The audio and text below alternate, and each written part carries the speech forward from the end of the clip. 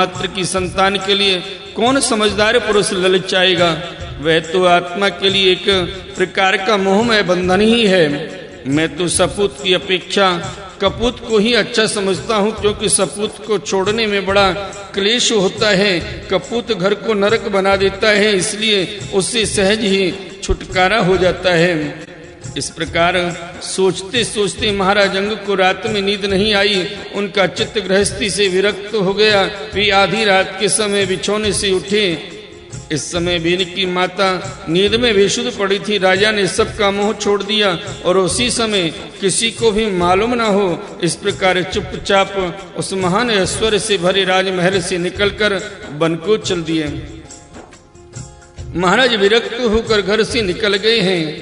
यह जानकर सभी प्रजाजन, पुरोहित, मंत्री और सुहृदगण आदि अत्यंत शोकाकुल हो कर पृथ्वी पर उनकी खोज करने लगे। ठीक वैसे ही जैसी योग का यथार्थ रहस्य न जानने वाले पुरुष अपने हृदय में छिपे हुए भगवान को बाहर खोजते हैं। जब उन्हें अपने स्वामी का कहीं पता न लगा, तब वे निराश होकर नगर में लौट आए और वहाँ जो मुनिजन एकत्रित हुए थे उन्हें यथावत प्रणाम करके उन्होंने आंखों में आंसू भरकर महाराज के न मिलने का वृतांत सुनाया। बोले श्रीमद् भागवत महापुराण की जय। आइए भक्त वृंदो, श्रीमद् भागवत महापुराण के चतुर्थ स्कंद में 14वां अध्याय राजा बेन की कथा का श्रवण करते हैं। श्री मैत्रेय जी कहते हैं, वीरवर विदुर जी, सभी लोगों की कुशल चाहने वाले भृगु आदि मुनियों ने देखा कि अंग के चले जाने से सब पृथ्वी की रक्षा करने वाला कोई नहीं रह गया है।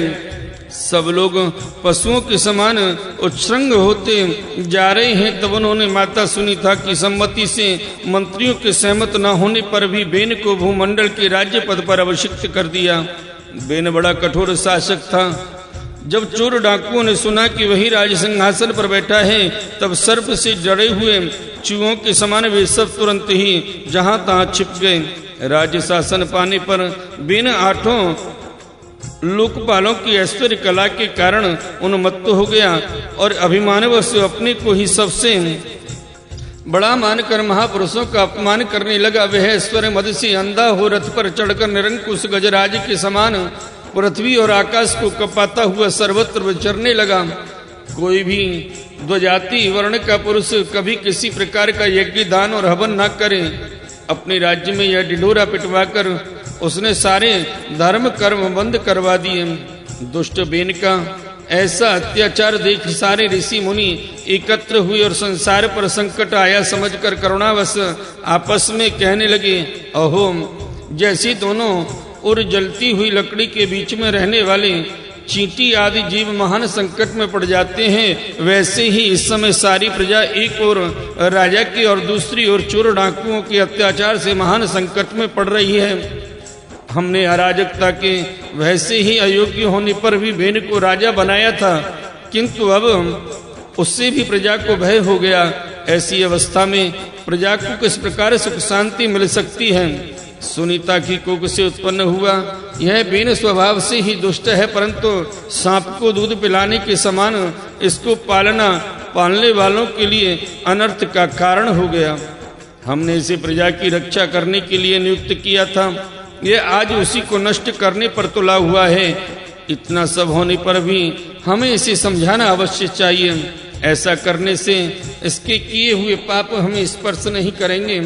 हमने जानबूझकर दुराचारी बेन को राजा बनाया था, किंतु यदि समझाने पर भी यह हमारी बात नहीं मानेगा तो लोक के धिक्कार से दग्ध हुए इस दुष्ट को हम अपने तेज से भस्म कर देंगे। ऐसा विचार करके मुनि लोग बेन के पास गए और अपने क्रोध को छिपाकर उसे प्रिय वचनों से समझाते हुए इस प्रकार कहने लगे। मुनियों ने कहा, राजन, हम आपसे जो बात कहते हैं उस पर ध्यान दीजिए, इससे आपकी आयु, श्री, बल और कीर्ति की वृद्धि होगी। तात, यदि मनुष्य मन, वाणी, शरीर और बुद्धि से धर्म का आचरण करे तो उसे स्वर्ग आदि लोक रहित लोकों की प्राप्ति होती है। यदि उसका निष्काम भाव हो तब तो वही धर्म उससे अनंत मोक्ष पद पर पहुंचा देता है। इसलिए वीरवर, प्रजा का कल्याण रूप वह धर्म आपके कारण नष्ट नहीं होना चाहिए। धर्म के नष्ट होने से राजा भी ऐश्वर्य से च्युत हो जाता है। जो राजा दुष्ट मंत्री और चोर आदि से अपनी प्रजा की रक्षा करते हुए न्यायानुकूल कर लेता है, वह इस लोक में और परलोक में दोनों जगह सुख पाता है। जिसके राज्य अथवा नगर में वर्णाश्रम धर्मों का पालन करने वाले पुरुष स्वधर्म पालन के द्वारा भगवान यज्ञ पुरुष की आराधना करते हैं, महाभाग अपनी आज्ञा का पालन करने वाले उसे राजा से भगवान प्रसन्न रहते हैं, क्योंकि वे ही सारे विश्व की विश्वात्मा तथा सर्व संपूर्ण भूतों के रक्षक हैं। भगवान ब्रह्मादि जगदीश्वरों के भी ईश्वर हैं, उनके प्रसन्न होने पर कोई भी वस्तु दुर्लभ नहीं रह जाती। तभी तो इंद्रादि लोकपालों के सहित समस्त लोग उन्हें बड़े आदर से पूजोपहार समर्पण करते हैं। हे राजन, भगवान श्री हरि समस्त लोकपाल और यज्ञों के नियंता हैं। वे वेदत्रिय रूप, द्रव्य रूप और तपः स्वरूप हैं। इसलिए आपके जो देशवासी आपकी उन्नति के लिए अनेक प्रकार के यज्ञों से भगवान का यजन करते हैं, आपको उनके अनुकूल ही रहना चाहिए।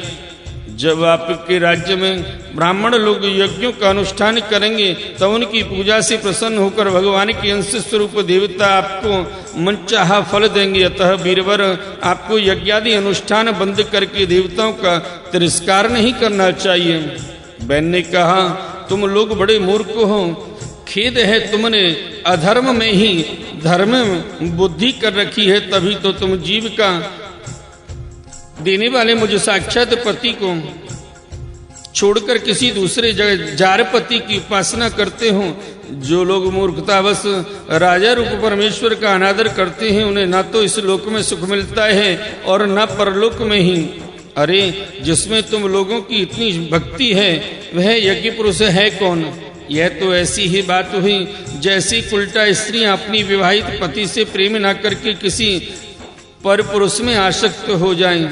विष्णु, ब्रह्मा, महादेव, इंद्र, वायु, यम, सूर्य, मेघ, कुबेर, चंद्रमा, पृथ्वी, अग्नि और वरुण तथा इनके अतिरिक्त जो दूसरे वर और शाप देने में समर्थ देवता हैं, वे सबके सब राजा के शरीर में रहते हैं। इसलिए राजा सर्वदेवमय है और देवता उसके अंश मात्र हैं। इसलिए ब्राह्मणों, तुम मत्सरता छोड़कर अपने सभी कर्मों द्वारा एक मेरा ही पूजन करो और मुझी को बलि समर्पण करो। भला मेरे सिवा और कौन अग्र पूजा का अधिकारी हो सकता है?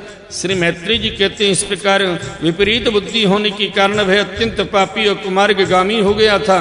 उसका पुण्य क्षीण हो चुका था। इसलिए मुनियों के बहुत विनय पूर्वक प्रार्थना करने पर भी उसने उनकी बात पर ध्यान नहीं दिया। कल्याण रूप विदुर जी, अपने को बड़ा बुद्धिमान समझने वाले बैन ने जब उन मुनियों का इस प्रकार अपमान किया, तब अपनी मांग को व्यर्थ हुई देख वे उस पर अत्यंत कुपित हो गए। मार डालो, इस स्वभाव से ही दुष्ट पापी को मार डालो।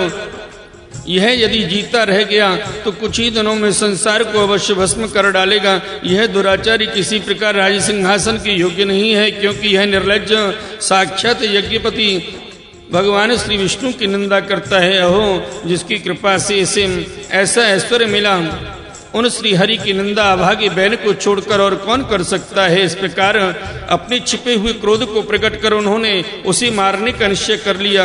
वह तो भगवान की निंदा करने के कारण पहले ही मर चुका था, इसलिए केवल हुंकारों से ही उन्होंने उसका काम तमाम कर दिया। जब मुनिगण अपने अपने आश्रमों को चले गए, तब इधर बेन की शोकाकुला माता सुनीता मंत्र आदि के बल से तथा अन्य युक्तियों से अपने पुत्र के शव की रक्षा करने लगी। एक दिन वे मुनिगण सरस्वती के पवित्र जल में स्नान कर अग्निहोत्र से निवृत्त हो नदी के तीर पर बैठे हुए हरि चर्चा कर रहे थे। उन दिनों लोकों में आतंक फैलाने वाले बहुत से उपद्रव होते देखकर वे आपस में कहने लगे, आजकल पृथ्वी का कोई रक्षक नहीं है, इसलिए चोर डाकुओं के कारण उसका कुछ अमंगल तो नहीं होने वाला है। ऋषि लोग ऐसा विचार कर ही रहे थे कि उन्होंने सब दिशाओं में धावा करने वाले चोरों और डाकुओं के कारण उठी हुई बड़ी भारी धूल देखी। देखते ही वे समझ गए कि राजा बेन के मर जाने के कारण देश में अराजकता फैल गई है, राज्य शक्तिहीन हो गया है और चोर डाकू बढ़ गए हैं। यह सारा उपद्रव लोगों का धन लूटने वाले तथा एक दूसरे के खून के प्यासे लुटेरों का ही है। अपने तेजी से अथवा तपोबल से लोगों को ऐसी कुवृत्ति से रोकने में समर्थ होने पर भी ऐसा करने में हिंसा आदि दोष देखकर उन्होंने उसका कोई निवारण नहीं किया। फिर सोचा कि ब्राह्मण यदि समदर्शी और शांत स्वभाव भी हो तो भी दीनों की उपेक्षा करने से उसका तप उसी प्रकार नष्ट हो जाता है जैसे फूटे हुए घड़े में जल बह जाता है। फिर राजर्षि अंग का वंश भी नष्ट नहीं होना चाहिए, क्योंकि इसमें अनेक अमोघ शक्ति और भगवत परायण राजा हो चुके हैं। ऐसा निश्चय कर उन्होंने मृत राजा की जांघ को बड़े जोर से मथा, तो उसमें से एक बौना पुरुष उत्पन्न हुआ। वह कौवे के समान काला था, उसके सभी अंग और खासकर भुजाएं बहुत छोटी थीं, जबड़े बहुत बड़े, टांगे छोटी, नाक चपटी, नेत्र लाल और केस तांबे के से रंग के थे। उसने बड़ी दीनता और नम्रता भाव से पूछा कि मैं क्या करूं, तो ऋषियों ने कहा निशीत बैठ जा। इसी से वह निषाद कहलाया। उसने जन्म लेते ही राजा बेन के भयंकर पापों को अपने ऊपर ले लिया। इसी से